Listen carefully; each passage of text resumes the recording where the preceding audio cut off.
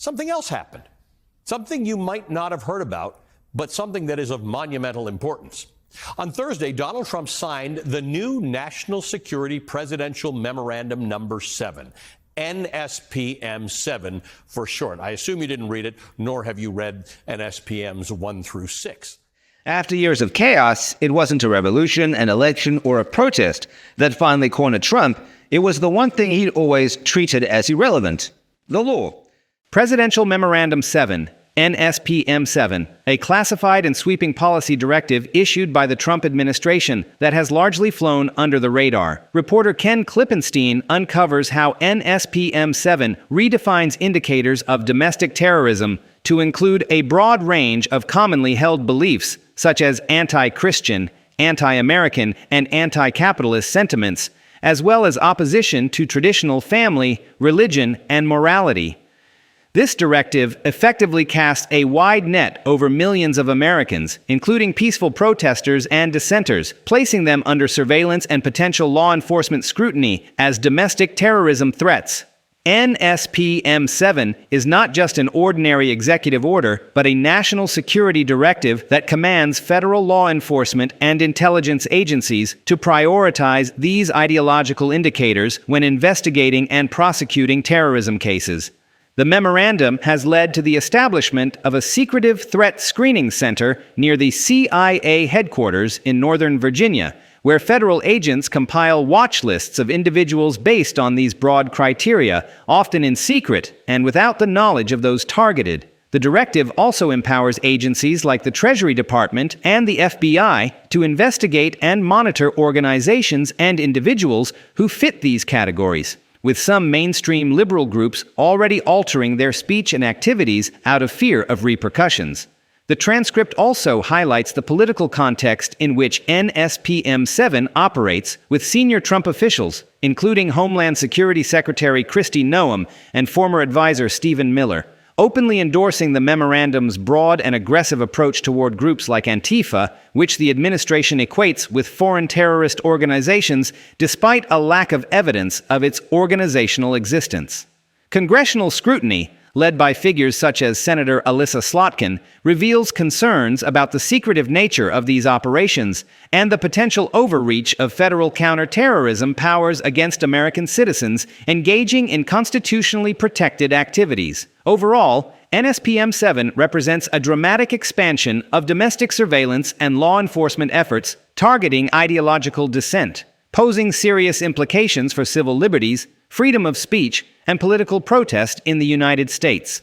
But NSPM 7 could be the basis for the next phase of this administration's crackdown on political speech and dissent. The White House calls the memo, quote, countering domestic terrorism and organized political violence. It's a sweeping document that creates a framework that could allow the government to systematically dismantle political organizations that it deems to be a threat. The memo is overly broad. It opens up protest organizations, NGOs, private citizens to the possibility of being investigated for participating in political activity. The memo grants the Attorney General wide latitude to designate which groups could be deemed a domestic terrorist organization. It empowers several agencies, including the IRS and the Treasury Department, to investigate people who are affiliated with those groups. Funders, donors, employees, tax-exempt groups, Americans living and working abroad with so-called foreign ties. Organizing a protest could lead to you being investigated. So could donating to a political cause or simply working for a nonprofit. This is a massive step toward criminalizing dissent and cracking down on ideology with which the administration does not agree. I will remind you, it is a memo. It's not a piece of legislation. But in justifying the need to take this action, the memo lists some recent examples of political violence, including, quote, riots in Los Angeles and Portland. So when President Trump announced that he's sending troops to, quote, war-ravaged Portland and authorizing, quote, full force, it's what this new memo he signed on Thursday was laying the groundwork for. During a press conference yesterday, local leaders, including Oregon's Governor Tina Kotek and Portland Mayor Keith Wilson, denounced Donald Trump's directive and stood united in resisting the deployment of troops to their city, which has seen a decline in violent crime and homicide in recent years, according to FBI data. Here's how the Portland Mayor Keith Wilson put it. President Trump has directed all necessary troops to Portland, Oregon. The number of necessary troops is 0. Politico suggests that Donald Trump's fixation with Portland might have more to do with the protests against ICE that are currently taking place there. But Portland also holds significance in Trumpian lore, as protests there, which I covered a few years ago, over the police killing of George Floyd, took on an anti-government tone in 2020, and some rioters set fire to government buildings. But even back then, you might remember, Donald Trump controversially sent in federal something agents, troops, we're not quite sure, who used controversial tactics. They transported arrested individuals in unmarked vehicles. Some of them were in camouflage. They were unidentified. And that just added to the tensions in the city. And given that history, it's worth noting that the new memo talks extensively of Antifa and anti-fascist movements, which are referred to in the memo as this anti-fascist lie, end quote. Because just days before the memo was released, Donald Trump signed a different executive order designating Antifa a domestic terrorist organization, which is really interesting because Antifa is not an organization at all. It is a decentralized, leaderless movement. It doesn't have a press secretary you can call up for a comment or a website you can go to or an address to mail anything to. It's not an entity. It's loosely affiliated groups with similar but not necessarily identical ideologies. So the question now becomes, and this is why this is important, who decides who's actually part of Antifa? Joining me now is Ben Rhodes, a former deputy national security advisor and an MSNBC political contributor. He's also the co-host of Pod Save the World. Ben, good morning to you.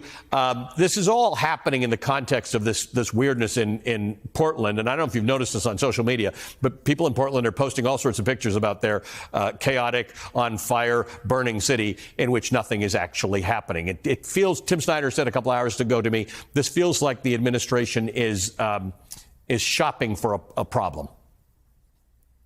Yeah, well, look, they have a list of cities that all happen to be in blue states, right? Los Angeles, Portland, they're threatening Chicago. I think the important thing here, though, is to connect some of these dots. It is not unrelated. The Comey indictment, right? You have a president of the United States who wants the Justice Department to be able to go after any of his enemies. He wants to be able to deploy the military against cities he doesn't like. He wants to be able to designate whatever group he doesn't like as a domestic terror organization, which is something that does not exist under U.S. law. You can designate a foreign terrorist organization, so he's trying to find a way around that.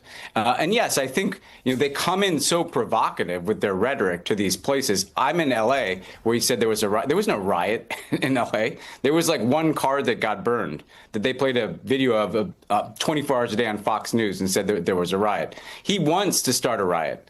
So that he can kind of perpetuate this, dystopian vision he's casting to people that consume only right-wing media in this country, that the military is needed in the streets. And that's the thing that ultimately scares me the most, Ali, is that the combination of the weaponization of the justice system and the politicization of the military is how you get a real autocracy in this country. Right. And the reason, you're right, you have to connect all the dots on this one. As you just brought up, there is not a mechanism to formally charge someone as a domestic terrorist. The U.S. hasn't had that in the past.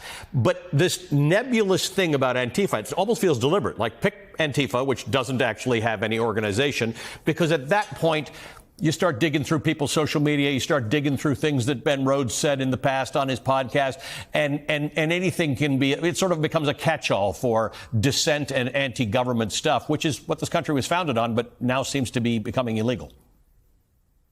Well, that's right. I mean, I guess if they go after people who are against fascism, that's a pretty large pool of people. But I think if you want to dig a little deeper, you also had the report in the last couple of days that he's kind of directed, the Justice Department has directed people to investigate or go after these Soros Open Society foundations, right, which funds a lot of different groups who do a lot of wonderful work, not just supporting democracy, but supporting immigrants or supporting equity.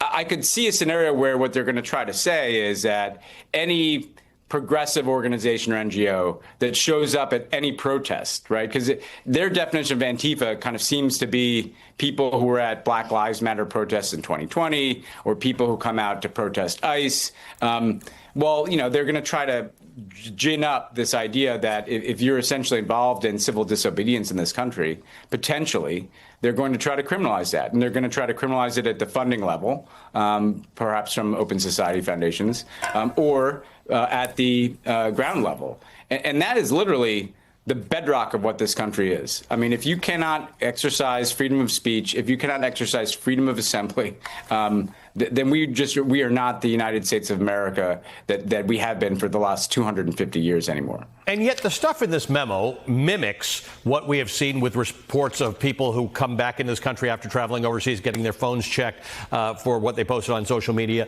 the arrest of students on campuses, right? Tim Snyder pointed out, this is not a law. But it's pretty specific. In fact, I want to read a piece of it from Section 2A in this memo. It said the National Joint Terrorism Task Force and its local offices collectively shall coordinate and supervise a comprehensive national strategy to investigate, prosecute, and disrupt entities and individuals engaged in acts of political violence and intimidation designed to suppress lawful political activity or obstruct the rule of law. Now, look, I get it. The violent stuff is very, very clear. Nobody is countenancing any of that stuff. But it does seem to be this catch-all of if you are doing things the government doesn't like and you have ever done or said anything the government doesn't like, this now falls into a different category. You're not simply a critic or an opponent of the government. You're a danger. 100%. And look, first of all, let's be very clear. The person that is alleged to have killed Charlie Kirk, there's no nexus to any group, right? And so the basis that they're using, that there's some outbreak of political violence, there's no basis for there being some kind of network of organizations that are involved in left-wing political violence in this country. They're trying to create a narrative. They're trying to create a basis, a pretext for them to be able to quash dissent in this country. And we should take it very seriously. I was in the government. These kind of memos went out. They were intended to be guidance to the agencies of the United States federal government about what to do. These are not just press releases or things in the White House. They're usually the result of a process that leads to this kind of guidance, where then there's a process of implementation, where the White House is asking, hey, what have you done today to execute that memo, right? That's what those are for. They're the kind of the outlines of the strategy that everybody is supposed to follow here. And I'm glad that you mentioned, by the way, foreigners, because let's be clear, if you are an undocumented person in this country, you have suffered significant authoritarian behavior. If you are a foreigner who's traveled here, who's been harassed, you have too. It's just now moving into other spaces. So they're taking a playbook that they're kind of working through different segments of the community in this country. And now they're really getting and zeroing in on the political opposition. And why wouldn't they follow through on this? They followed through on everything else that they've threatened. But the thing about power is that it believes its own myth until reality breaks through. One by one, judges, even the ones he'd handpicked, started ruling against him. They quoted the Constitution instead of cable news. They treated him not like a king, but like a defendant.